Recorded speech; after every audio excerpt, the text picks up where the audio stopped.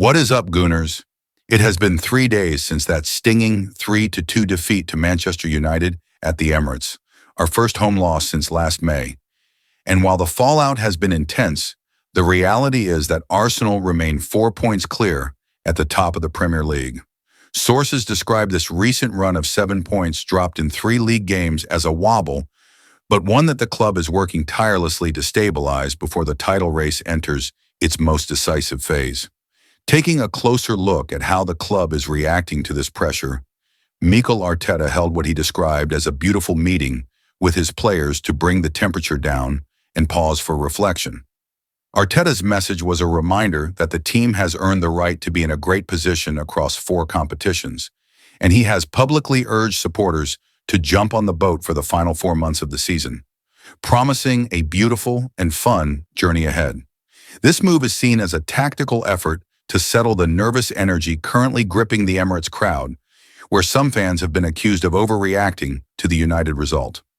Turning our attention to the explosive news coming out of the transfer window, the rumors have reached an absolute fever pitch as the deadline approaches. Multiple sources report that Arsenal have reached a full agreement with Real Madrid's Rodrygo goes for a 4-year deal, and the Brazilian superstar has reportedly arrived in London for his medical. Adding to this massive momentum, England international Marc Guehi has reportedly completed his medical at the Emirates after weeks of intense negotiations to secure the 24-year-old defender. The club has also held exploratory talks for Atletico Madrid striker Julian Alvarez, though a mid-season move for the World Cup winner remains complex due to a price tag estimated between £80 million and £86 million.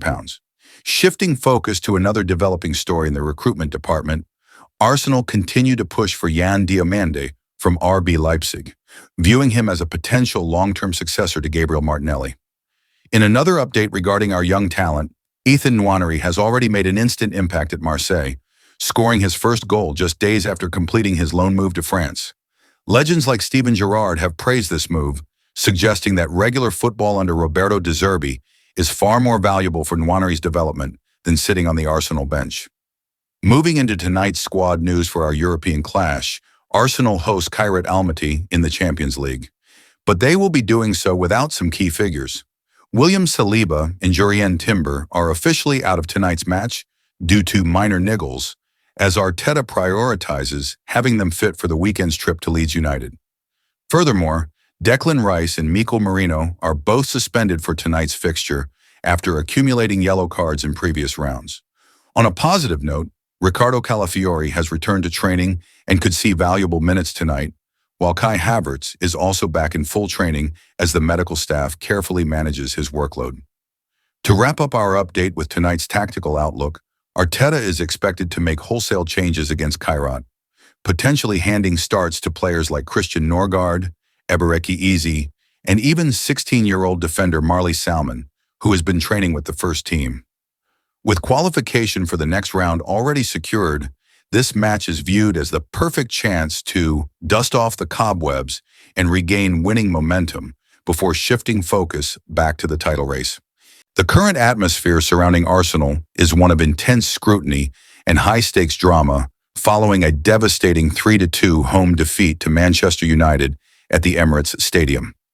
This result has significantly impacted the Premier League title race, slashing Arsenal's lead from a potential 8 points down to just 4.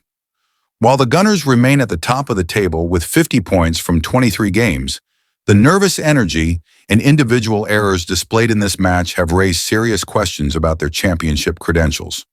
Wenger observed that the team lacked technical cohesion and patience in their build-up play.